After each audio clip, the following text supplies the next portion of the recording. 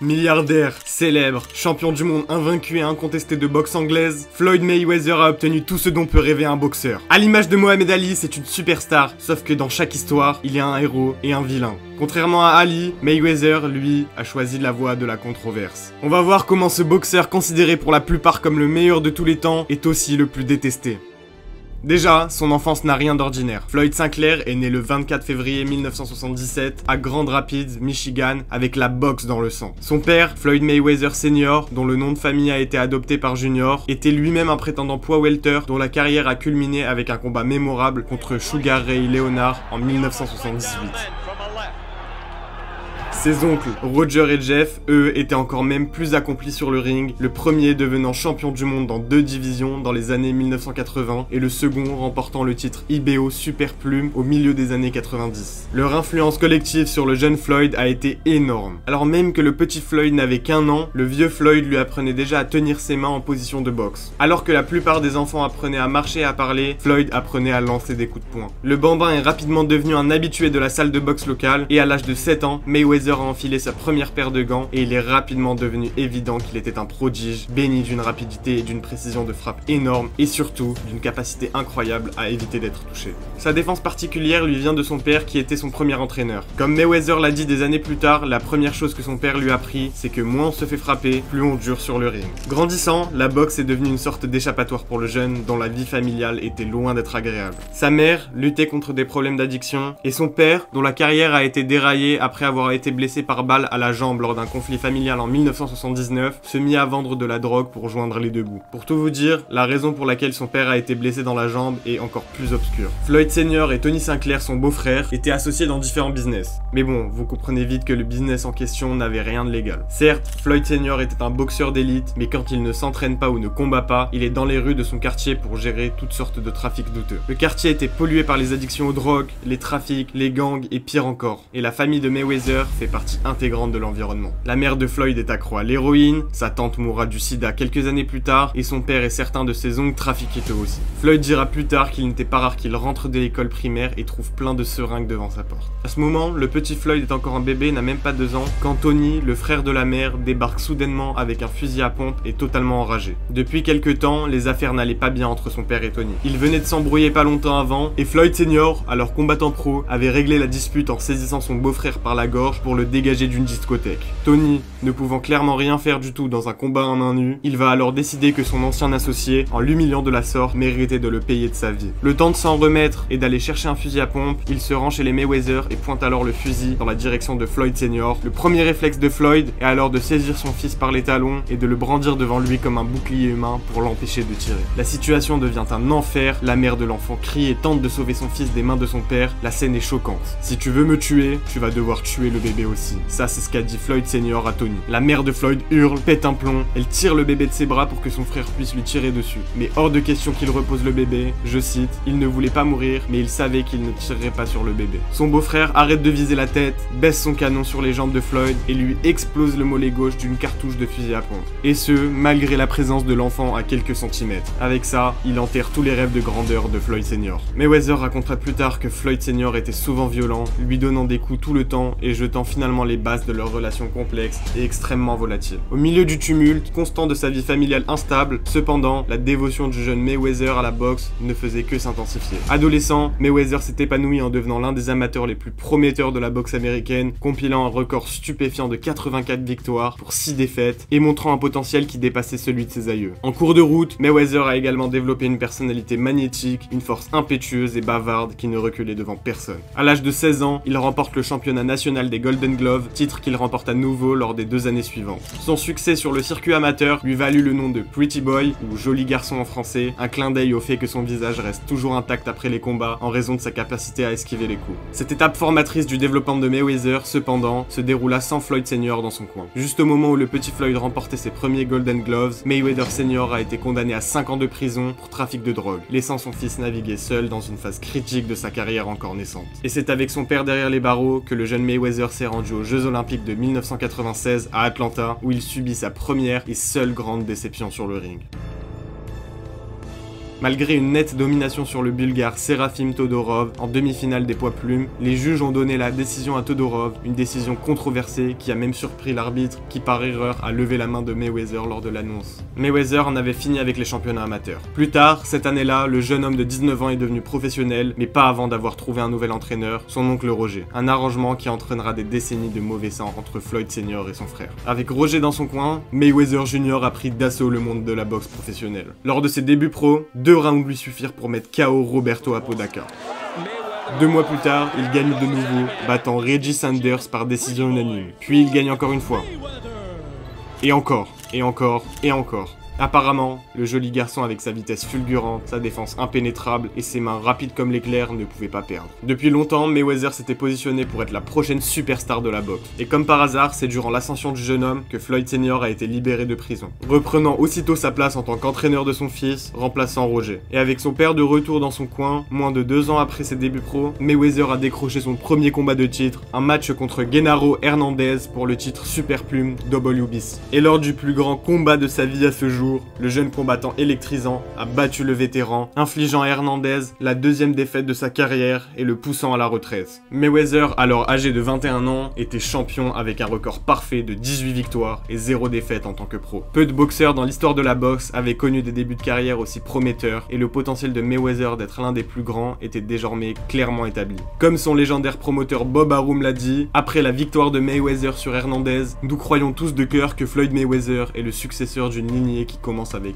Ray Robinson, passe par Muhammad Ali, puis Sugar Ray Leonard. Mayweather n'a fait que valider ses éloges dans les mois qui ont suivi, défendant avec succès son titre Super Plume à maintes reprises. Ses efforts lui ont valu le titre de combattant de l'année en 1998, faisant de lui l'un des plus jeunes titrés de tous les temps, et ni le succès ni les éloges n'étaient sur le point de l'arrêter. En 1999, derrière Roy Jones Jr. Mais tandis que Mayweather continue de grimper, la tension montait entre lui et son père. En 2000, estimant que son père lui mettait trop de pression pour être parfait, Mayweather a envoyé le vieux Floyd en tant que manager, puis, pour couronner une dispute très médiatisée, l'a également licencié en tant qu'entraîneur, le remplaçant finalement par son oncle Roger. Après avoir été écarté, curieusement, le vieux Floyd a entraîné Oscar De La Hoya, l'une des plus grandes stars de la boxe et un des futurs adversaires de Mayweather. Cependant, malgré la séparation avec son père, Mayweather est resté imperturbable sur le ring. En 2001, il améliore son bilan professionnel à 25-0 avec une victoire inoubliable sur le, jusqu'alors invaincu, Diego Corrales, l'envoyant au tapis 5 fois dans une performance dominante et un TKO au 10e round.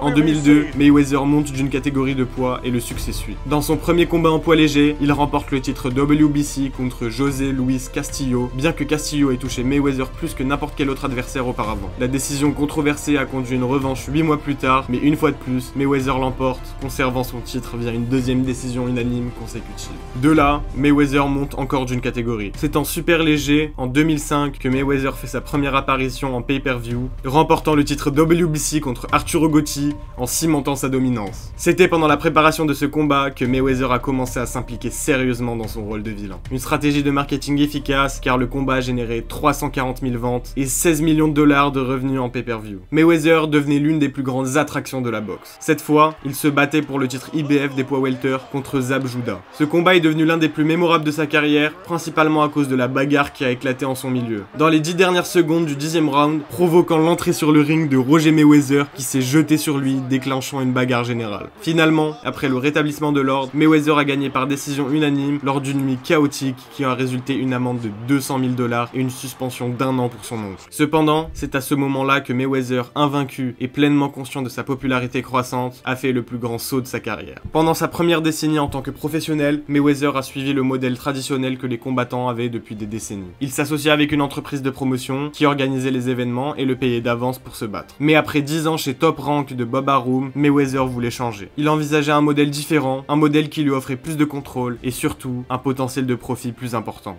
Après une séparation de Top Rank, Mayweather, avec l'aide de son conseiller Al Haymon, a fondé sa propre promotion de boxe et a commencé à bouleverser toute l'industrie. Plutôt que de laisser d'autres promoteurs et réseaux dicter où, quand et contre qui il allait se battre, tout cela pour un tarif fixe, Mayweather a décidé de monter et de promouvoir ses propres combats, prenant plus de risques initiaux en échange de profits ultérieurs. Ces combats, en d'autres termes, étaient ses événements, ce qui lui donnait droit à toutes sortes de sources de revenus. Et il était sur le point de réaliser beaucoup, beaucoup de recettes. Peu après avoir fondé Mayweather Promotion, il s'est retrouvé dans le combat qui l'a propulsé au Superstardom, un combat en pay-per-view contre une légende de tous les temps et le champion WBC des poids légers. Celui qui avait été entraîné pendant des années par nul autre que le père de Mayweather, Oscar De La Hoya. Avant le combat, l'anticipation s'était construite pendant des mois et l'excitation qui avait été encore intensifiée par une série de documentaires en 4 parties de HBO qui retraçaient la préparation de chaque combattant pour le combat. C'est dans cette série documentaire que Mayweather est passé de Floyd Pretty Boy Mayweather à Floyd Money Mayweather, présentant la personnalité obsédée par l'argent qui est venue le définir. Et quand Money et le Golden Boy se sont finalement affrontés, le monde entier de la boxe est bien plus encore regardé. Le combat Mayweather contre De La Hoya a été un succès sans précédent, établissant de nouveaux records pour les revenus de billetterie et les achats en pay-per-view. Ce dernier résultant en 136 millions de dollars de revenus. À la fin, le combat est allé à la distance avec Mayweather gagnant par décision partagée et récupérant la couronne WBC des super poids moyens des mains de De La Hoya. Il a également encaissé pour lui un montant stupéfiant de 25 millions de dollars pour ses efforts. Mais alors qu'il semblait être au sommet de sa carrière, gagnant plus d'argent qu'il n'en avait jamais eu et jouissant d'un niveau de célébrité que la plupart des boxeurs n'atteignent pas, Mayweather a décidé de se retirer.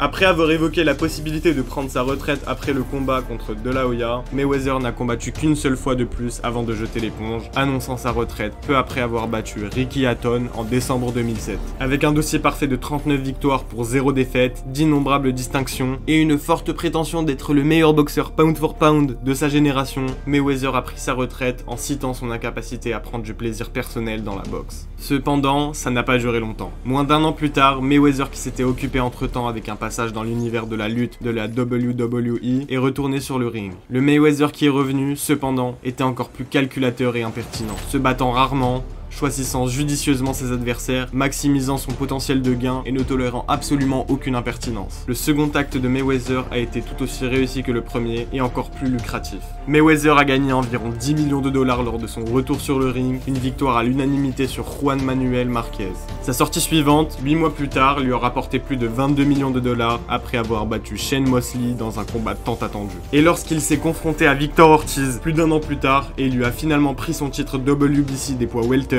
Mayweather a empoché plus de 25 millions de dollars. Ce combat d'ailleurs a bien marqué les esprits pour les feux d'artifice d'après-combat qui ont lieu entre Mayweather et le commentateur de HBO, Larry Merchant. Cependant, c'est au cours de cette dague incroyablement rentable que Mayweather a subi la plus grande tâche sur son héritage. En décembre 2011, Mayweather a été condamné à 90 jours de prison après avoir plaidé coupable de violence contre son ancienne petite amie, Josie Harris. C'était le 3e cas documenté de violence de Mayweather contre les femmes. Pendant ce temps, alors que Mayweather naviguait entre cet épisode et ses conséquences, la santé de son oncle a commencé à faiblir. Finalement, Roger n'a pas pu continuer à l'entraîner. Et à ce moment-là, Mayweather Jr., maintenant âgé de plus de 35 ans, a fait appel à l'homme qui lui avait appris à boxer, le vieux Floyd. Et avec son père de retour, après des années de séparation, le train Mayweather a continué de rouler. En fait, c'est après cette brève incarcération et la réunion avec son père qu'il a commencé à gagner beaucoup d'argent pour son combat en pay-per-view contre Canelo Alvarez, alors en pleine ascension. C'est en 2013 que Mayweather, qui a remporté le combat par décision majoritaire, a empoché plus de 41 millions de dollars,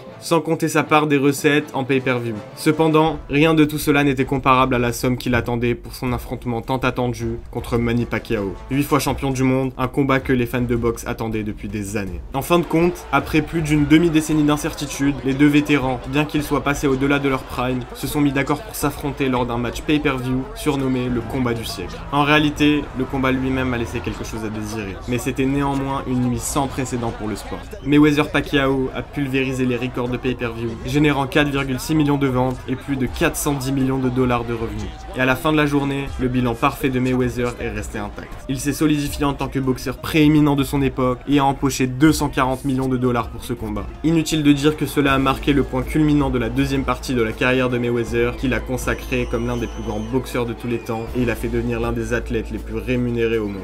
Après un dernier combat contre André Berto, Mayweather annonce sa retraite pour la deuxième fois. Cependant, presque 2 ans après sa victoire contre Berto, Mayweather est encore sorti de sa retraite pour un combat sans précédent et au gain potentiel considérable contre le champion MMA en 2 divisions, Conor McGregor, la plus grande star incontestée de l'UFC. J'ai d'ailleurs fait une vidéo retraçant le parcours de son combattant MMA, donc si vous appréciez cette chaîne, n'hésitez pas à aller la voir. Revenons au combat. C'était une évidence pour attirer l'argent, opposant un Mayweather de 40 ans à un artiste martial mixte. Le combat a même été annoncé comme le Money Fight. Pourtant, aucun fan de sport de combat ne pouvait résister à l'idée de voir ces deux champions décorés et ces personnalités plus grandes que nature s'affronter. Le duel de 2017 a généré presque autant d'achats en pay-per-view que Mayweather-Pacquiao, et Mayweather lui-même a empoché 285 millions de dollars avec sa victoire par KO au 10e round contre McGregor. Après cette victoire, Mayweather a atteint un bilan parfait de 50 victoires et aucune défaite, avec 15 championnats majeurs, 3 titres de boxeur de l'année et plus d'1 milliard de dollars générés. Enfin, il prend sa retraite pour la 3e fois. Cependant, l'histoire se répète et 5 ans plus tard, Mayweather n'a pas abandonné le ring pour de bon. À 44 ans, Mayweather organise plusieurs combats d'exhibition remarquables, dont un contre le youtubeur Logan Paul qui fait 15 kilos de plus que lui et un autre contre John Gotti 3 qui se termine en bagarre générale.